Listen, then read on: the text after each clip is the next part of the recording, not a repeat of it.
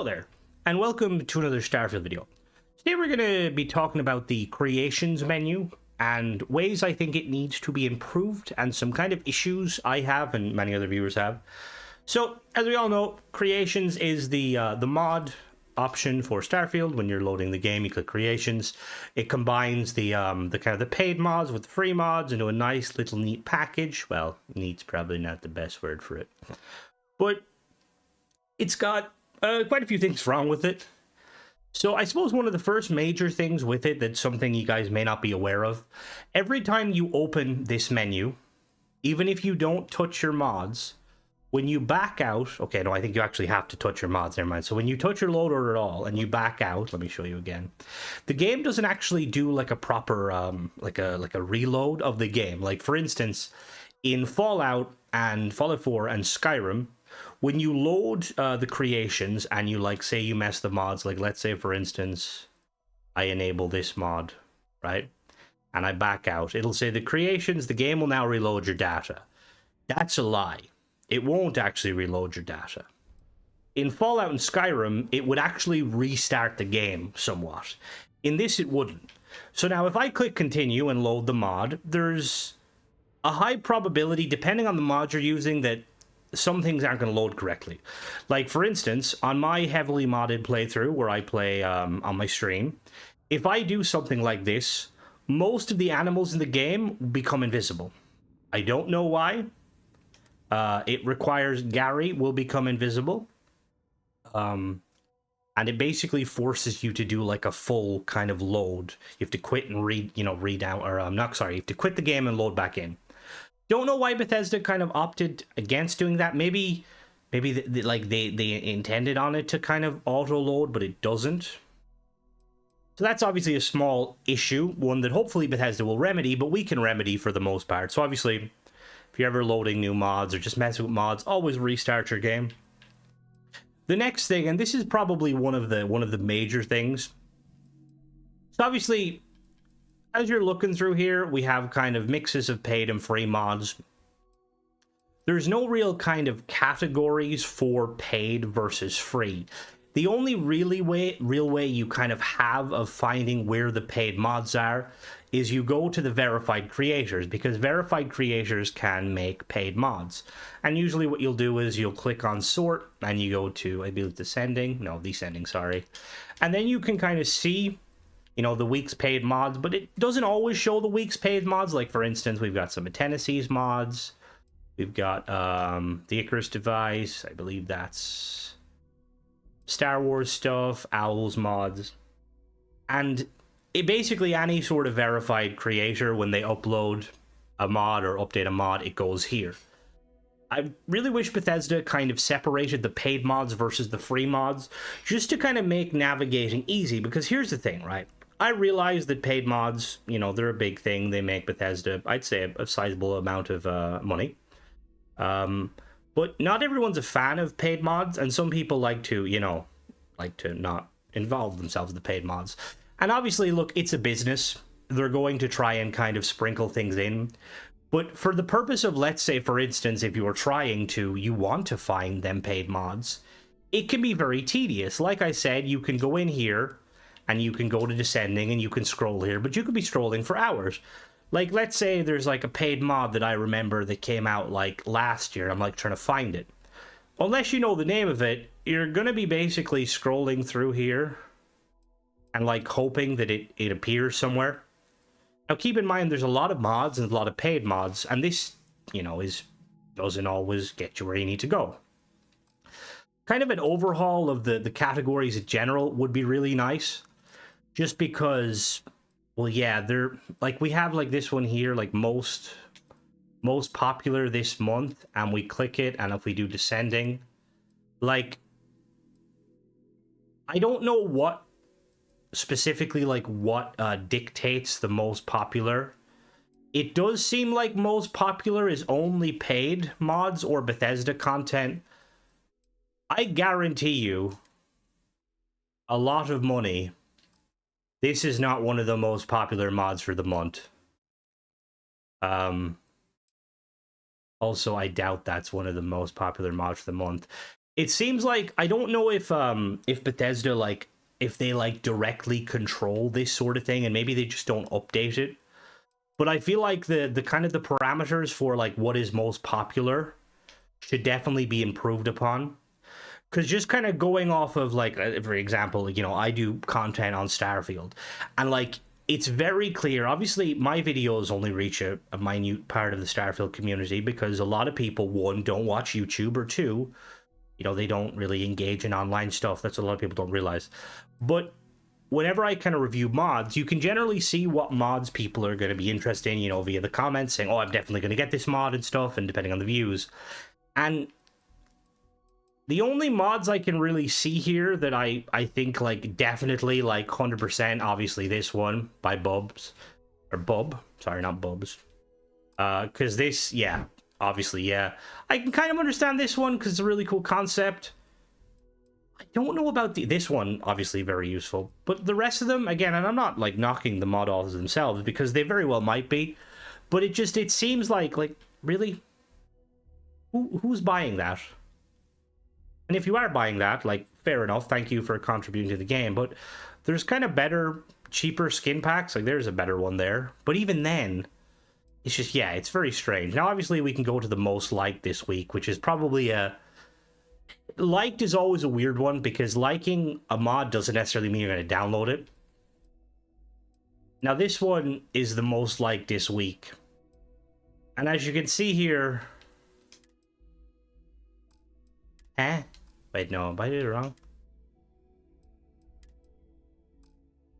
Most liked this week. All right, so if we go descending, which means the best results. How does a mod that is one like on the most like this week doesn't even have a like? That is 11, fair enough. That is 2 people like that mod. What the fuck? 0. How exactly are Bethesda kind of doing the like system? Because, like, where's the likes, you know? Like, again, it just makes me think that Bethesda themselves, like, they kind of control, like, the system. It's not, like, random or based on specific stats. Also, can we even like on Xbox? Oh, we can, actually. We have to do it through the load order, I'm pretty sure. Yeah, you do it through the load order. I actually need to like all of these. Lol. So, yeah, like, the system itself, it's very... I believe I didn't like these. That's probably why, because people don't realize you have to like. I didn't even know that was the case. I can't like that one because that's not, nobody's seen that. The weapon icons, you know, master. I did like Xenomaster. But yeah, like it just, because I remember Fallout, I think Fallout 4 had like a kind of a better system, but even then it was still kind of flawed. Like, I don't think it ever really moved, like, the kind of the systems. Now, obviously, next we've got latest, right? Latest in regards to what? Bethesda's latest? If we do descending here, right, or we do ascending. All right, so latest creations, the date ascending. That mod came out when the game started. I believe all of these mods came out when the game started, right? We'll go the other way. Again, these are not the latest. Now, you could argue the latest updates, but still, no. Oh, that's kind of cool. So again, I have no idea what Bethesda, like, Todd, please. I know there's more than just Todd, and I do apologize. I feel like whenever I mention Todd, it's kind of meant as a meme. But obviously, we're not trying to take away credit from the team at Bethesda that have made this amazing game and other games. But yeah, just a lot of these, I feel like they could be done better, purely because the only way I can, like, look, like, at new mods is going on the website and just clicking latest or newest, and there it will show you the newest mods, both vanilla and verified and non-verified. Obviously, if you go on verified created, you can kind of see verified, but there's a lot of modders that aren't verified. Now, one of the kind of the final things I will say, and this is kind of a big one, but this has been we've been talking about this a lot in my Discord and on stream, and it's adding some sort of a rating system or comment system for paid mods. Now, there was, I believe, Fallout 4 had a system in play where you could basically comment on the website, and I think Skyrim too. You could comment on the website, but you couldn't comment in game. Now, comments is always going to be a tricky one because it would require admins to look at that stuff. And like realistically, in this day and age, a lot of companies are kind of moving away from that.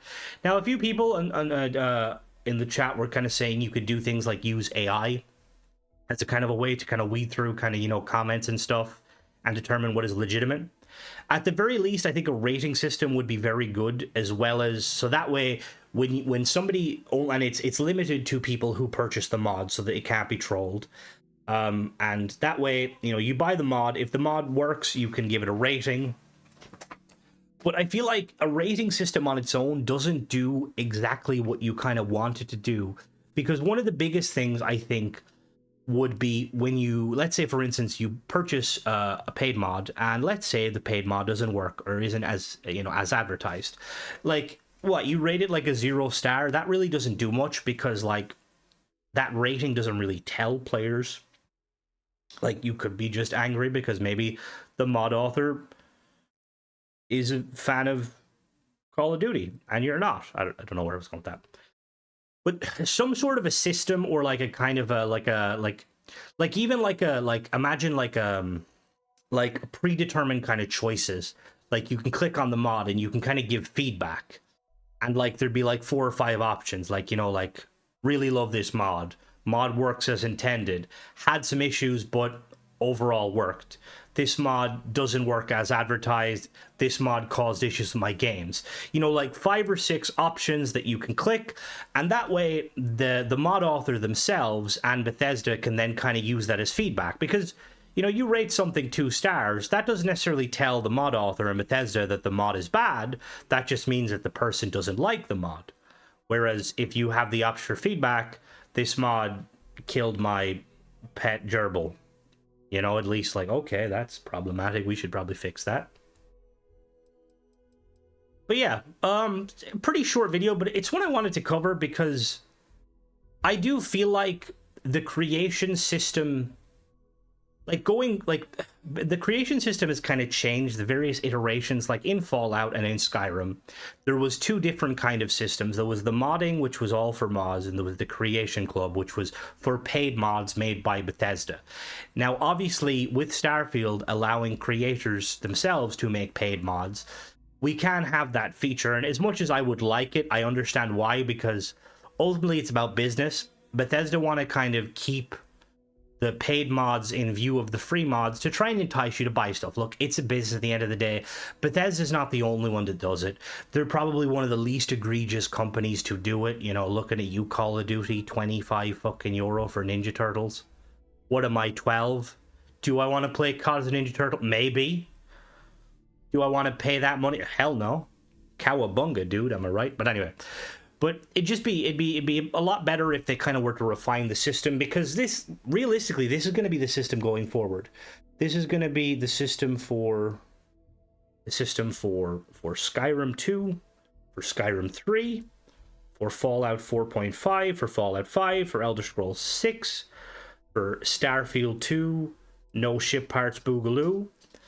And yeah, I just feel like it would be beneficial if Bethesda was to tweak it, because like I said, it's the thing too is if you're on PC, obviously you're not going to worry about this. If you have access to a PC, if you're like myself, you have access to a PC, or even you're, you know, you can go on the website and you can basically just look through and kind of filter the mods and stuff. Weirdly, on the website, it's actually kind of can be tricky sometimes to find the paid versions of mods, which is weird. But if you're like a console player, which is like 80% of the player base, like they want cheap and cheerful. They don't want to have to open up an app to check, or a website to check stuff. And I get it, you know, I'm that person. You know, some people may say, oh, console gamers are lazy, to which I say, go fuck yourself. No, I'm joking. But I think it's just more so convenience, you know? Like, and I just feel like And this is not just Bethesda. This is like a lot of stuff. Like patch notes in games, just put them in the games, you know, like stuff like that to kind of enhance the experience so that I don't need to leave my Xbox. Like even like a system where, let's say, for instance, if we are doing a rating system, right, or a commenting system, and let's say, for instance, Bethesda can't really set up this in a way to do a rating system.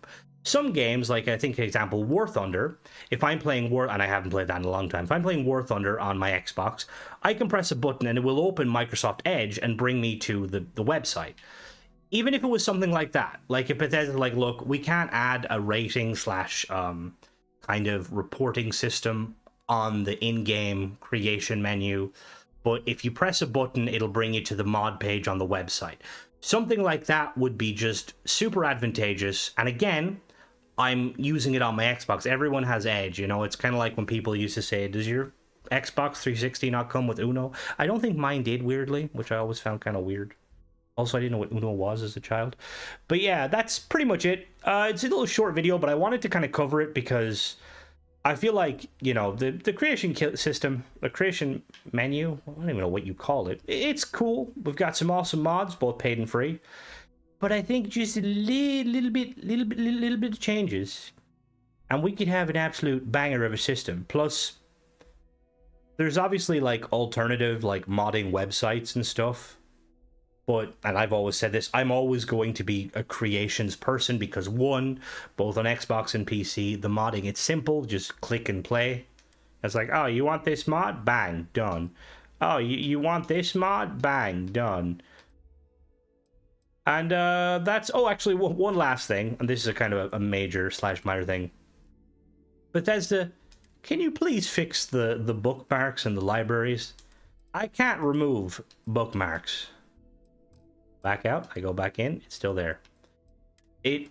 I don't know what... I have uninstalled my game many times. I have tried various different attempts. And I know I'm not the only one that has this issue. Now, if you are someone who doesn't use a lot of mods, this isn't a problem. If you're someone like me who reviews mods, it's a little problem. Just a little bit of a problem. I don't even think that's all the mods I've reviewed, weirdly. There's like no way to kind of remove the mods from your library. Because I tried on... what the hell just happened? I tried on like on PC going in and kind of like removing the CK, because the way it generally works on PC is you have like a kind of a file or like a note text file that kind of remembers all of the different mods so that you can easily access them. But even after like deleting it and reinstalling, it still just doesn't. Yeah. Obviously it's a minor thing, it's an inconvenience, but like it doesn't really affect kind of play. Although I don't like that every time I load up my bookmarks, I have that one mod that made me crash twice. At least it says broken now, don't download. Does it say this mod is broken and I can't fix it? Whoops. But yeah, that's pretty much it. As always, guys, let me know what you think. How would you guys like improvements on the creation? Like, are you happy with it? Are you sad with it? Are you melancholy? I don't know what that means. Yeah. As always, guys, thanks for watching. Don't forget to subscribe and catch you in the next one. Bye-bye.